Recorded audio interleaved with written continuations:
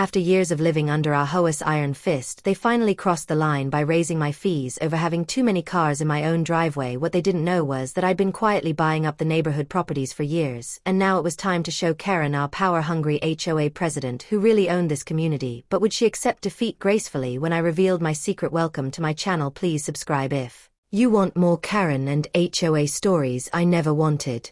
Trouble with our HOA, I didn't, but when I found that bright orange notice taped to my front door last Tuesday morning, I knew this was war. My hands were shaking as I read it. Immediate whole fee increase, $500 monthly violation, excessive vehicles on property, 3 cars. That's what this was about. My work truck that I need for my construction business, my wife's SUV for her hospital shift, and the used Honda we bought for our daughter's 16th birthday last month. 3 perfectly normal cars in our own driveway. I watched through my kitchen window as Karen Mitchell, our HOA president, did her morning inspection walk with her little pink clipboard and measuring tape. She stopped at my driveway, pulled out her phone, and started taking pictures again. This was the 3rd time this week. Honey, she's out there again. My wife Sarah called from the living room. Maybe we should just park the Honda in the garage. No, I said firmly, pouring my coffee. We're not hiding our daughter's car like we're doing something wrong. The garage is full of Sarah's medical supplies and my work equipment, exactly like we explained at the last meeting. That meeting, I couldn't stop thinking about how Karen had smirked when I tried to explain our situation. Rules are rules, Mr. Thompson, she'd said, not even looking up from her phone. Maybe if you can't afford proper garage storage, this neighborhood isn't for you. What Karen didn't know, what none of them knew, was that I'd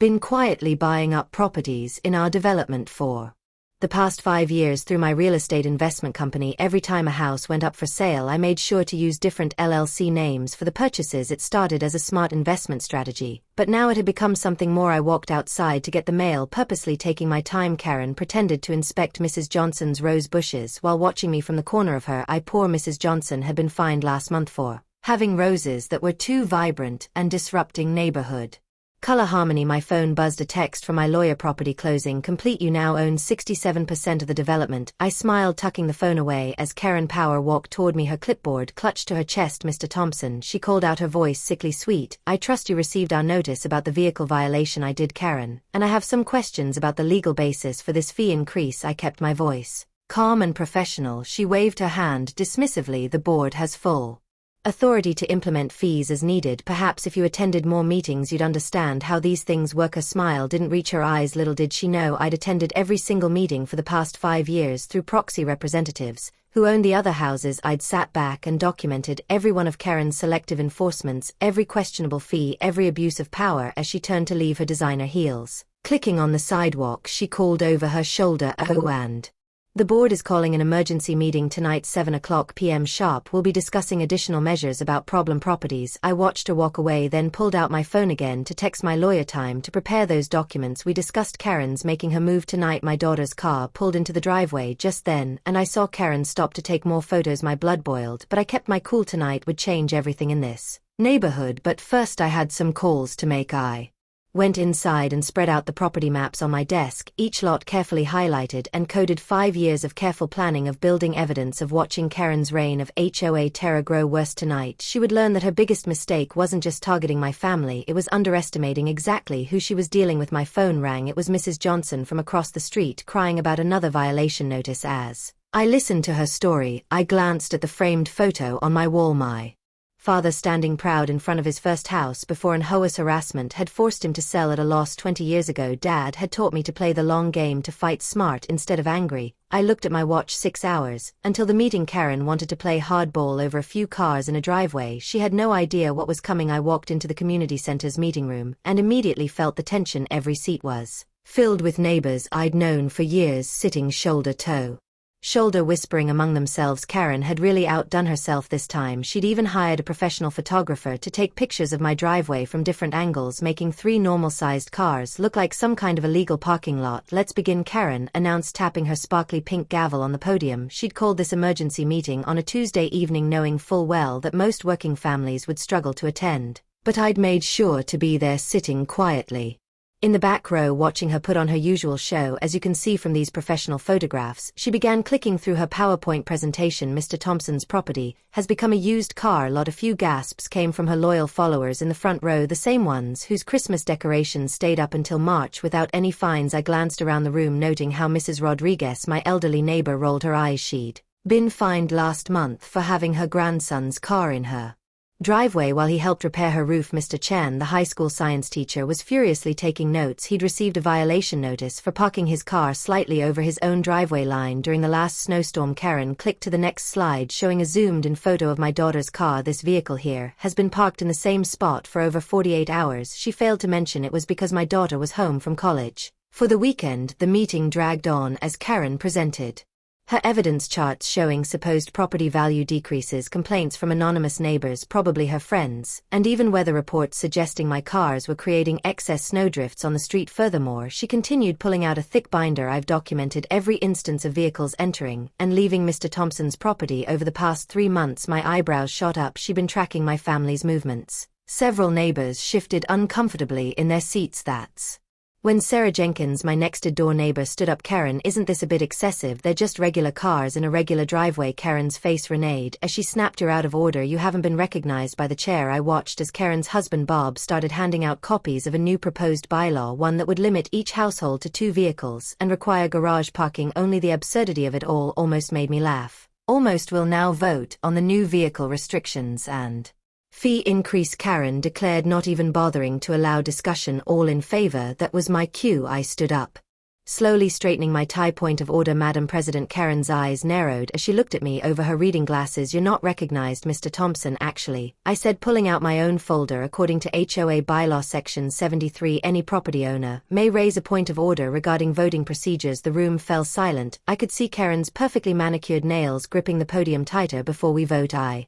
believe it's important to review the HOA's current property ownership structure." I started walking toward the front of the room, my shoes clicking on the linoleum floor. "You see, over the past 5 years, Sunrise Properties has been acquiring homes in this development." Karen's face started to lose its color as I pulled out a large property map, and as CEO of Sunrise Properties, I thought it might interest everyone to know exactly who owns the majority of this HOA. I paused, making eye contact with each board member. "But perhaps we should discuss that after we review these questionable surveillance activities you've been conducting." The room erupted in murmurs. Through my peripheral vision, I could see phones coming out, neighbors recording every moment. Karen's hand trembled as she reached for her water bottle, knocking over her precious gavel in the process. And that's when Bob rushed to the podium, whispering something in Karen's ear. Her eyes widened as she finally realized who she'd been messing with all these years. The meeting room fell silent as I stood up. My heart was pounding, but my voice remained steady. Karen's smug smile started to fade as I pulled out my leather briefcase. "Before we vote on these new fees," I said, "I have something important to share with everyone." I clicked open my briefcase and removed a thick stack of property deeds, laying them one by one on the table. Each paper represented another piece of my secret plan coming together. The room buzzed with whispers as I arranged them in neat rows. "For the past 5 years," I continued, "I've watched this HOA board ignore serious maintenance issues while harassing good neighbors over tiny things. I've seen Karen here WR up Mrs. Johnson, who's 82 years old, for having a flower pot that was 1 in 2 tall. Meanwhile, her friend Susan's bright purple fence somehow never got a single warning." Karen's face turned red. "That's not true. I enforce all rules fairly." She grabbed her water bottle, but her hand was shaking so much she spilled some on her designer blouse. I pulled up photos on the meeting room's big screen. "Here's Karen measuring my grass at 3 a.m. last time Tuesday. The security camera footage was crystal clear." Several people gasped. "And here she is ignoring the Thompsons' violations completely, right after they hired her son's landscaping company." More whispers filled the room. I could see people starting to nod, remembering their own run-ins with Karen's selective enforcement. "But the most interesting thing I discovered," I said, picking up the stack of deeds, "is that through my company Sunrise Properties, I now own 67% of the homes in this development." I paused as the meaning sank in. "That makes me the majority owner of the HOA itself." Karen jumped up, knocking over her chair. "You can't do that. It's not allowed." Her voice had gone squeaky with panic. I smiled calmly. "Actually, I've had 3 different law firms review everything. It's completely legal." I pulled out another folder. "I also have signed complaints from 32 residents about harassment, selective enforcement, and suspicious fees." The room erupted. Mrs. Johnson stood up, her voice shaking with emotion. "Last winter, they fined me $200 for not shoveling my walkway fast enough. I was in the hospital with pneumonia." Others joined in sharing their stories. Karen tried to restore order, banging her gavel, but nobody was listening to her anymore. I moved to dissolve the current board. I announced we'll hold new elections with term limits and clear rules about conflict of interest. No more 3 a.m. grass measuring, no more selective enforcement. Bob Chen from 2 doors down raised his hand. I second that motion. Soon hands were going up all around the room. Karen grabbed her designer purse and started toward the door. This meeting is adjourned, she yelled. You'll be hearing from my lawyer actually, I said, still calm. According to HOA bylaws section 7.3, you need a majority vote to adjourn, and I don't think you have that anymore. I gestured at the deeds spread across the table. We're just getting started. She froze with her hand on the door knob, realizing her power was slipping away. 20 years of ruling the neighborhood with an iron fist were coming to an end now, I said, opening another folder. Let's talk about those mysterious pool renovation fees from last summer, the ones where $50,000 disappeared, but the pool never got fixed. I have some interesting bank records to share. Karen slumped against the wall, her face pale. She hadn't noticed yet, but a local news van had just pulled into the parking lot. I'd invited them to cover our community reorganization meeting. The next few hours would change our neighborhood forever, but first we had years of Karen's secrets to uncover, and I had every single receipt. My careful planning was finally paying off, and the best part was still to come. I walked into my lawyer's office on Monday morning to find 20 angry voicemails from Karen. She discovered my company's property records over the weekend and was threatening to sue me for secretly trying to take over the neighborhood. I couldn't help but smile. She'd finally shown her true colors, but Karen wasn't just angry, she was scared. That evening she went door to door spreading rumors that I was planning to turn our peaceful suburb into a parking lot for my car collection. Some neighbor actually believed her, especially after she showed them fake documents suggesting I had connections to a shady development company. I knew I had to act fast. My security cameras caught Karen sneaking onto my property at midnight, taking close-up photos of my car's license plates. The next day she filed a lawsuit claiming I'd broken HOA rules by buying properties through my company. She even tried to get an emergency court order to freeze my voting rights in the HOA. That's when my months of careful planning paid off. My lawyer revealed our secret weapon, a detailed record of every HOA meeting for the past 5 years. We had videos showing Karen giving her friends passes on their violations while harshly finding others. We had copies of checks showing she'd used HOA funds to renovate her own backyard. Best of all, we had emails where she bragged about using her power to keep undesirable elements out of the neighborhood. The judge's eyes got wider with each piece of evidence. Karen's face turned red when we showed time-stamped footage of her measuring my GRA grass with a ruler at 3 a.m., taking photos of my teenage daughter's car, and placing threatening notes on my neighbor doors. Her lawyer started sweating when we presented proof that she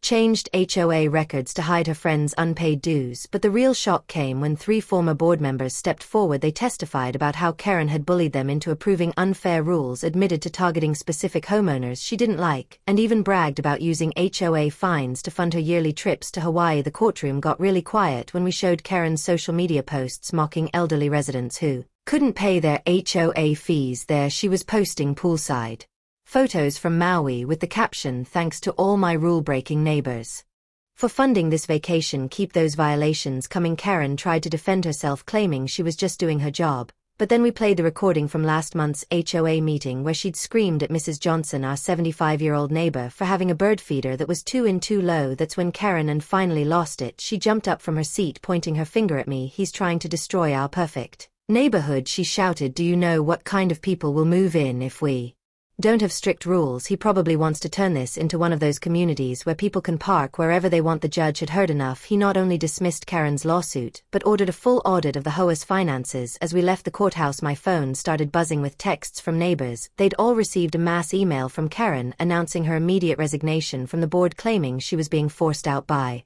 big money interests. I watched her storm to her car, already typing furiously on her phone. I knew this wasn't over. Karen still had loyal followers in the neighborhood, and she wasn't the type to admit defeat easily. But for now I had what I needed, proof that our HOA president had been abusing her power for years, and the legal authority to make real changes. The morning of the final court hearing started with a surprise. Karen had sent an army of news van to my house. She thought public pressure would make me back down, but she'd just given me the perfect stage. I straightened my tie, grabbed my documents, and walked right up to the reporters with a smile. "Good morning, everyone. I'm James Thompson, and I'd love to show you something interesting about our HOA's financial records." I pulled out the color-coded spreadsheets my accountant had prepared, showing years of suspicious fees that always seemed to end up in projects that benefited Karen's closest friends. The reporter's eyes lit up as I explained how Karen had charged single parents higher violation fees than her golf buddies, one reporter gasped when I showed security footage of Karen measuring my grass at 3 a.m. while her own yard violated every rule in the book. Inside the courthouse, Karen sat with her expensive lawyer wearing her signature fake pearl necklace and a smug smile. That smile vanished when our lawyer started presenting evidence. We showed photos of Karen's own house breaking rules, her bright purple mailbox, her overgrown garden, and her son's 4 cars parked on the street. The judge leaned forward when we revealed Karen's secret Facebook group where she bragged about targeting certain families. Let's see how long the Thompsons last with these new fees, she'd written. Maybe they'll finally move and sell to someone more suitable. Karen jumped up to object, but stopped cold when we played the recording from last week's pool party. Her voice rang clear through the courtroom. Of course, I make up violations. How else can we keep control of who lives here? The judge's gavel came down hard. Not only was Karen removed from the HOA board, but she had to pay back every unfair fee she'd collected. The look on her face when she heard the total, $1478.92, was better than any revenge I could have planned. I used my majority ownership to create a new HOA board. With a difference, we elected 5 residents from different parts of the neighborhood, including Mrs. Rodriguez, who Karen had tried to find for cooking ethnic food, and Mr. Chan, whose beautiful garden Karen called too exotic. The changes came fast. Kids could now play basketball in their driveways, gardens could grow vegetables, not just flowers, and yes, families could park more than 2 cars as long as they fit in their own space. 3 weeks later, I watched through my window as Karen's moving truck pulled up. She'd sent a final letter to everyone claiming she was moving to a better neighborhood with higher standards. Nobody missed how her new HOA's parking ticket was stuck to her windshield as she drove away. My daughter parked a car in our driveway that evening right next to my work truck and my wife's SUV. I put up a small sign. We'd all voted on "Welcome to Thompson Hills, where good neighbors make good neighborhoods." The next morning, I got an unexpected call. A TV producer had seen the news coverage and wanted to make a documentary about how we transformed our HOA. As I looked out at kids playing freely in their yards and neighbors chatting over garden fences, I smiled, thinking about Karen watching it from her new house with its 1-car garage rule. The best part, our property values went up 15% in the first month after Karen left. Turns out people really do prefer living in a neighborhood where they're treated with respect instead of ruled by fear. Some of Karen's old friends stopped by to apologize, admitting they'd just been scared of becoming her next target. We still have an HOA, but now it protects the neighborhood instead of policing it. Every month we use the fees for things that actually matter: improving the playground, fixing the pool, helping elderly residents maintain their homes. We even started a community garden in the spot where Karen used to take her yard vile photos. As I file away the last of the court documents, my phone buzzes with a text. It's from Karen's new neighborhood watch group. They're asking for advice about dealing with their own power-hungry HOA president. I lean back in my chair thinking about how sometimes the best revenge isn't revenge at all, it's showing others how to stand up for themselves.